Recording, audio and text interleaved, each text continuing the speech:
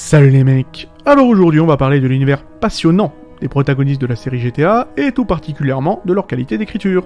On va le dire, les personnages principaux des GTA ont presque toujours été au cœur de l'expérience de jeu, avec leurs histoires captivantes, leurs personnalités variées et le propos engagé qu'ils incarnent parfois. Dans cette tier list, nous allons donc passer en revue certains des protagonistes les plus emblématiques de la franchise, et les classer dans une liste allant de D à S, en fonction de la qualité de leur écriture et de ce qu'ils apportent en tant que personnages. Que vous soyez fan de la folie frénétique de Trevor Phillips de GTA V évidemment, touché par la volonté de rédemption de Niko Bellic de GTA 4, ou alors intrigué par l'aura de gangster endurci de Tommy Vercetti de GTA Vice City, préparez-vous à explorer l'univers riche et diversifié des personnages de GTA, et ainsi de tenter de répondre à cette question complexe.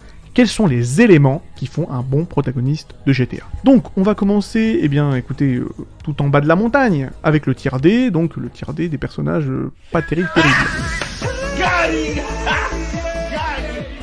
Et dans ce tier D, il n'y a qu'un seul personnage, Claude, de GTA 3. Donc, en tant que protagoniste muet, Claude manque de développement de personnage et de profondeur narrative. Il est important de noter que certaines personnes peuvent néanmoins apprécier Claude en tant que protagoniste, car son silence peut permettre aux joueurs de s'identifier plus facilement à lui, et donc de se projeter dans le monde du jeu à travers lui. Moi par contre, je déteste ce trope, et ce pour plusieurs raisons. Déjà, Claude est un protagoniste muet, comme je viens de le dire, ce qui signifie qu'il n'a pas de ligne de dialogue. Cela peut donc rendre difficile, pour les joueurs que nous sommes, de se connecter émotionnellement à son personnage, parce que il montre justement aucun trait distinctif, et tout au long de GTA 3, on en apprend peu sur l'histoire personnelle de Claude ou sur ses motivations profondes. Il reste relativement plat et unidimensionnel tout au long du jeu. Fatalement, Claude a peu d'interactions avec les autres personnages du jeu, cela peut rendre l'histoire moins engageante et réduire ainsi l'impact émotionnel des événements. En résumé, contrairement à d'autres protagonistes de la série GTA, Claude ne dispose pas d'une histoire personnelle approfondie ou même de moments marquants. Il n'incarne aucun propos particulier et n'apporte rien à la table, donc forcément des tiers. Bon, alors, on va monter un cran au-dessus donc dans cette tier list et arriver au tiers C, donc le tiers des personnages moyen. Et donc, on va y retrouver Franklin Clinton, qui est donc l'un des 3 protagonistes de GTA V, qui est d'ailleurs très sympathique, il faut le dire, mais son développement de personnage est clairement moins approfondi que celui des autres, et ce pour les raisons suivantes. Bon, pour commencer, je viens de le dire, son développement de personnage est limité, son arc narratif est relativement linéaire et prévisible, c'est vraiment l'archétype du mec de la cité, le mec du hood, qui parvient à s'élever de sa basse condition sociale grâce à la criminalité, et c'est tout. Par ailleurs, il a moins d'implication dans l'intrigue principale. Bien que Franklin joue un rôle central dans l'histoire de GTA V, on peut clairement estimer qu'il n'a pas autant d'impact ou même de moments clés que les autres protagonistes, c'est-à-dire Michael et Trevor, et que le scénario du jeu tourne davantage autour de la relation amour-haine entre Michael et Trevor plutôt que autour de Franklin, qui se retrouve bien souvent à faire la plante verte durant les cutscenes. Sur le même sujet, on peut certainement affirmer que Franklin remplit le rôle du blank slate, entre guillemets, donc l'ardoise vierge en français, dans la narration de GTA V. C'est quoi le blank slate? Eh bien, c'est un personnage qui sert de point d'entrée neutre pour les joueurs, permettant ainsi une plus grande projection de soi dans le jeu. L'identification, tout ça, ça peut se rapporter à ce que j'ai dit dans la partie de Claude. Et encore une fois, je déteste ce trope, mais je peux comprendre que certains aiment, cela étant dit. Parce que, en tant que ardoise vierge, Franklin peut offrir aux joueurs une perspective plus familière et plus accessible. Son personnage permet aux joueurs de se connecter plus facilement à l'histoire et de s'identifier à travers lui, en particulier s'il partage certains traits ou aspirations similaires. Donc il n'y a pas de souci, je peux comprendre. Mais je dirais que le plus gros problème avec Franklin, c'est qu'il est peut-être le moins GTA, entre guillemets, des protagonistes GTA, bizarrement. Parce que c'est quoi l'esprit GTA en fait, si on réfléchit bien? À mes yeux, l'univers de GTA est une gigantesque satire du rêve américain. Une parodie quoi.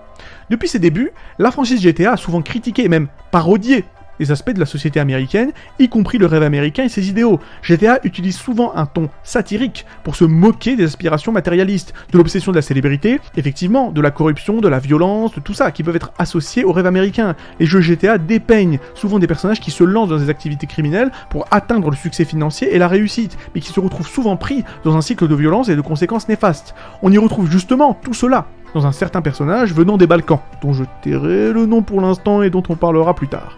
Mais pour en revenir à Franklin, le problème avec ce pauvre Franklin, c'est qu'en comparaison, il ne subvertit pas autant ses tropes et ses clichés.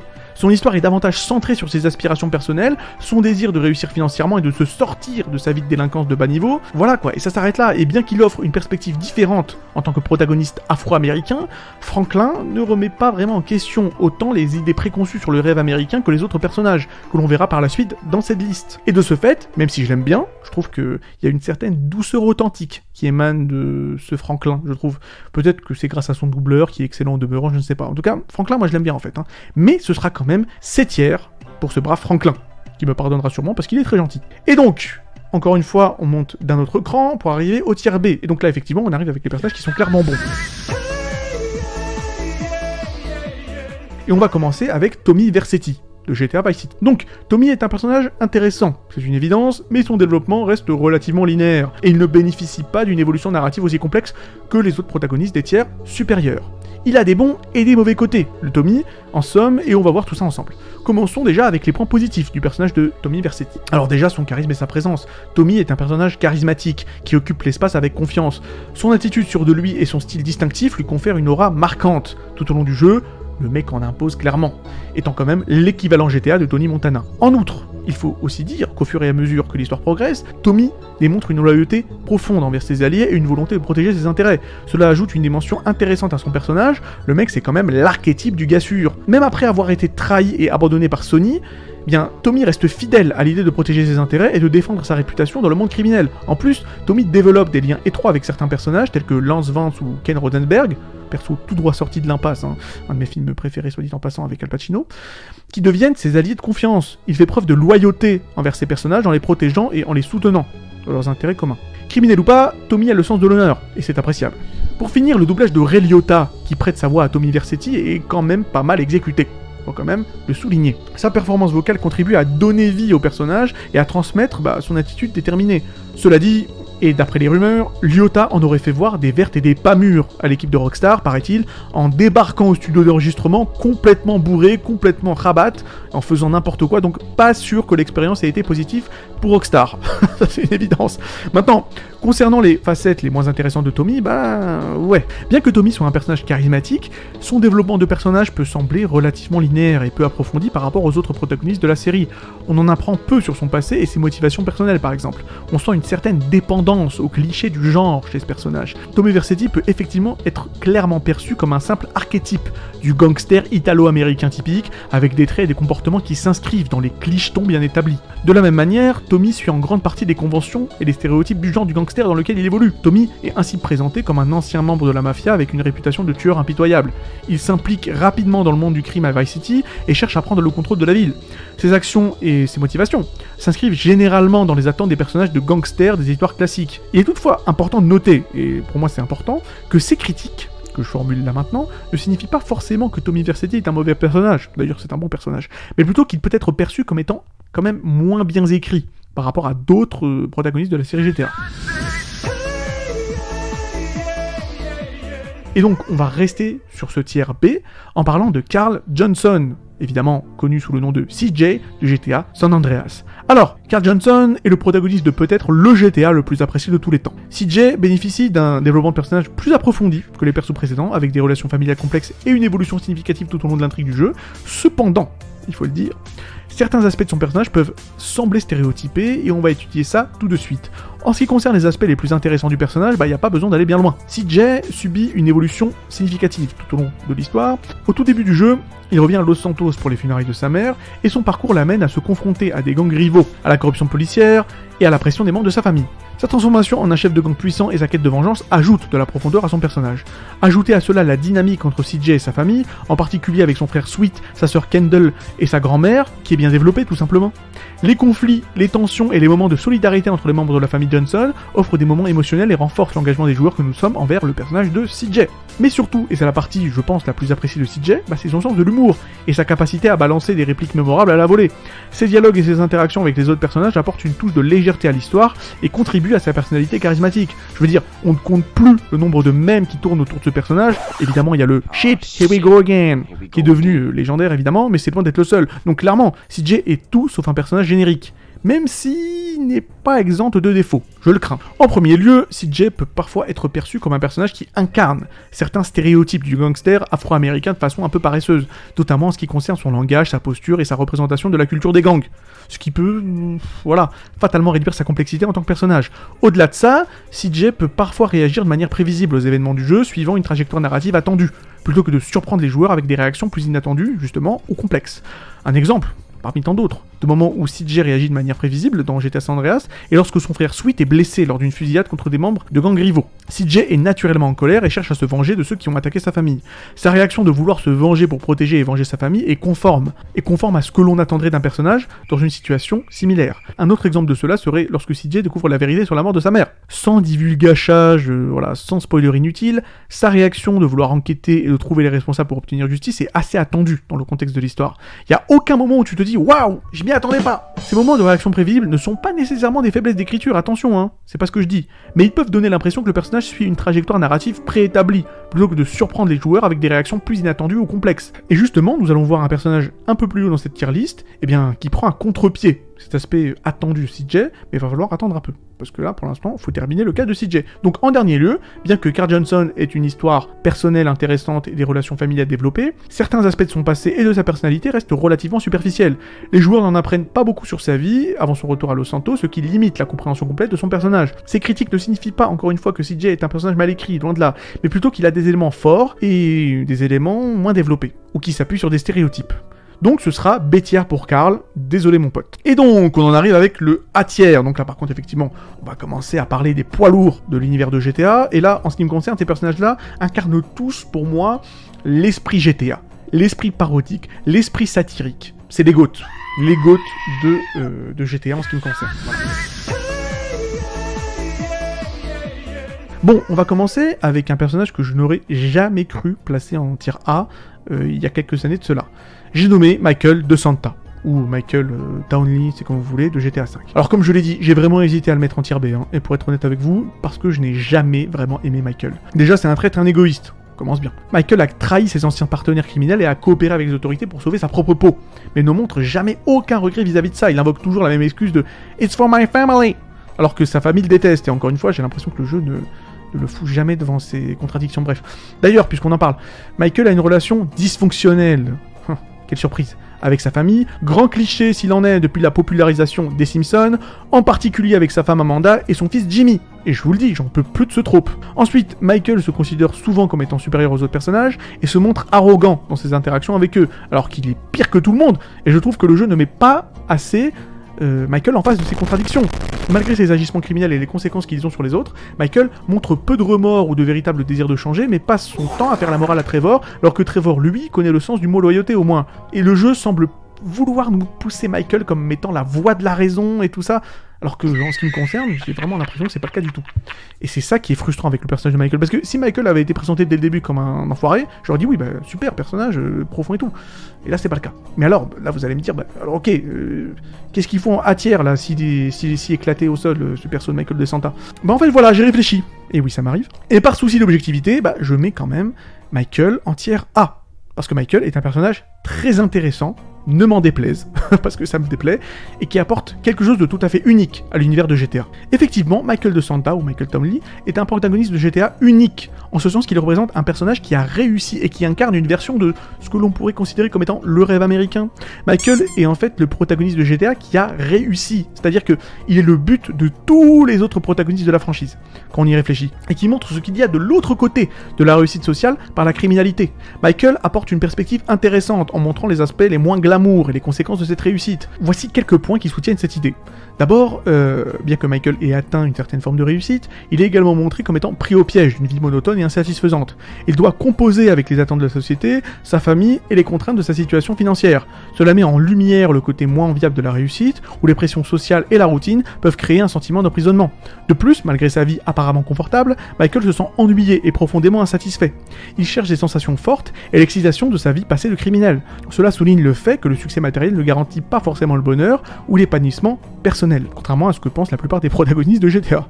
En outre, les choix passés de Michael le rattrapent et menacent la stabilité de sa vie. Il est confronté aux conséquences de ses actions de jadis et doit prendre des décisions difficiles, afin de protéger sa famille et préserver sa réussite. Cela met en évidence les sacrifices et les compromis que l'on peut rencontrer lorsque l'on atteint le fameux rêve américain. Et en cela, Michael incarne ce que GTA peut produire de meilleur en termes d'écriture, et, même si ça me fait mal au derrière, il aura mérité son tiers A. Mais je l'aime quand même pas.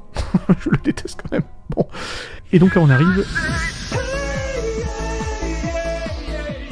de l'autre côté de ce tier A, avec quand même peut-être le personnage le plus emblématique des GTA modernes, évidemment Trevor Phillips, l'acolyte de Michael, qui est certainement le personnage jouable le plus mémorable et unique de la série GTA.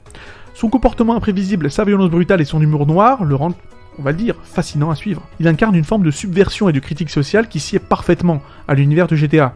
Trevor représente la liberté absolue et le chaos incontrôlable qui caractérise souvent GTA. Il est imprévisible, violent et sans inhibition, ce qui se traduit bien souvent par des comportements extrêmes et des scènes mémorables. Il est prêt à briser les règles et à agir de manière explosive, ce qui est une marque de fabrique de la franchise. Quand je parlais tout à l'heure du fait que CJ est trop prévisible dans ses réactions, eh bien... là, on a un contre-exemple parfait. Genre, qui aurait pu deviner que Trevor allait kidnapper la femme du mafieux Martin Madrazo après son différend avec lui, prendre en otage cette même épouse pour ensuite débuter une romance avec cette femme qui, je le rappelle, a 57 ans et qui semble par ailleurs développer assez rapidement un syndrome de Stockholm envers, Trevor. Enfin, voilà. Le mec est totalement imprévisible. Et justement, c'est ce que j'attends. Et évidemment, il faut pas l'oublier, qui dit GTA dit satire sociale. Et forcément, Trevor incarne cela de manière parfaite. Il pousse les limites de la provocation et de la caricature, des éléments clés de la série GTA, comme chacun sait. Son comportement dérangeant, ses répliques mordantes et son mépris pour les conventions sociales traditionnelles sont conçus pour susciter des réactions chez les joueurs que nous sommes et pour mettre en évidence les absurdités de la société contemporaine occidentale. Et c'est pour ces raisons que Trevor est le protagoniste parfait de GTA, car il incarne pleinement l'esprit de la franchise. Cela dit, être parfait ne veut pas forcément dire être le meilleur. Et justement le meilleur, on va en parler. Le meilleur personnage tout GTA confondu, il arrive, il est là, vous le connaissez, je le connais, même mes voisins le connaissent. Tout le monde sait qui il est, évidemment. Niko Bellic, de GTA 4, le tier S pour Niko Bellic, l'incarnation même de GTA, Niko Bellic. Le seul et unique personnage du tier S de GTA, c'est pas rien, et ce personnage, j'en ai déjà parlé dans une vidéo il y a des années de cela, et mon avis n'a pas changé. Niko est un personnage incroyablement complexe, doté d'une histoire personnelle profonde et tourmentée. Il est hanté par le passé, par son passé, de la guerre de Yougoslavie et ses expériences traumatisantes, ce qui lui confère une profondeur émotionnelle rarement vue dans les jeux vidéo, et pas seulement GTA, je parle des jeux vidéo en termes généraux. Son voyage à Liberty City pour trouver la rédemption et la véritable signification de sa vie, pour finalement ne rien trouver et se retrouver à la fin du jeu à la case départ, est l'un des arcs narratifs les plus puissants qu'il m'ait été donné de voir dans une fiction.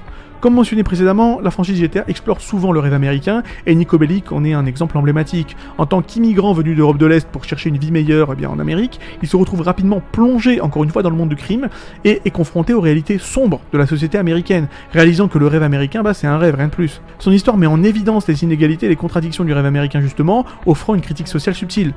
Niko est également confronté à de nombreux dilemmes moraux tout au long de l'histoire. Il doit prendre des décisions difficiles qui mettent en géopardie sa propre survie, ses relations avec les autres personnages et sa propre intégrité morale. Je fais référence aux nombreux choix qu'il a avec Dimitri Raskalov et Pegorino, Playboy X et Dwayne Forge. Il y a aussi le fameux choix de tuer Darko Brevic ou de l'épargner pour la fameuse vengeance de Niko.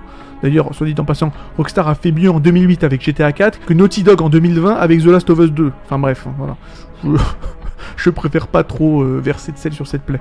Bon, mais en dépit de son passé violent et de son implication dans le crime organisé, Niko est un personnage profondément humain. Il est animé par une quête de rédemption, d'amour et de compréhension de soi. Ses relations avec les autres personnages, notamment son cousin Roman et son gars sûr évidemment Little Jacob, mettent en valeur son côté empathique et sensible. On notera d'ailleurs une superbe scène de dialogue avec la femme de Mikhail Faustin, où Niko exprime à quel point il regrette son passé de soldat. En résumé, Niko Bellic est ce que je considère comme étant le meilleur protagoniste de la franchise GTA, car il incarne à la fois la profondeur émotionnelle, l'exploration du rêve américain et les dilemmes moraux, ainsi que l'humanité, qui sont caractéristiques de la série.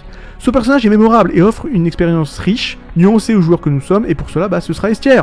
Merci Monsieur Bellic, qui aura bien mérité une petite partie de bowling. Non vraiment, Niko pour moi c'est un truc de ouf, et je tiens aussi à dire que Niko, c'est un des seuls protagonistes de GTA qui esquive l'un des trucs que je déteste, pas seulement dans l'écriture des GTA, mais également dans l'écriture des jeux Rockstar. D'ailleurs, j'en parle dans ma critique de Max Payne 3, mais ouais, ce que je déteste dans l'écriture des jeux GTA, c'est le côté sarcastique. Tous les personnages sont très sarcastiques, voilà, ce qui est normal vu qu'il y a vraiment le côté satirique, le côté parodique, donc voilà. Bien souvent, c'est des caricatures, les personnages. Donc effectivement, c'est bien pour porter, le propos engagé des jeux Rockstar en termes généraux, donc la satire et tout ça, la critique de la société américaine, mais bien souvent, en termes d'attachement émotionnel envers les personnages, vu qu'ils sont toujours en mode, ouais, on est des caricatures, c'est compliqué. Par contre, Niko, il esquive totalement ce problème, et voilà quoi. Bravo Monsieur Bellic, encore une fois. Bon, alors, on en a terminé avec cette vidéo, en espérant qu'elle vous ait plu, voilà. Dites-moi s'il y a d'autres tier lists éventuellement qui vous feraient plaisir, de séries un peu emblématiques comme celle de GTA, voilà.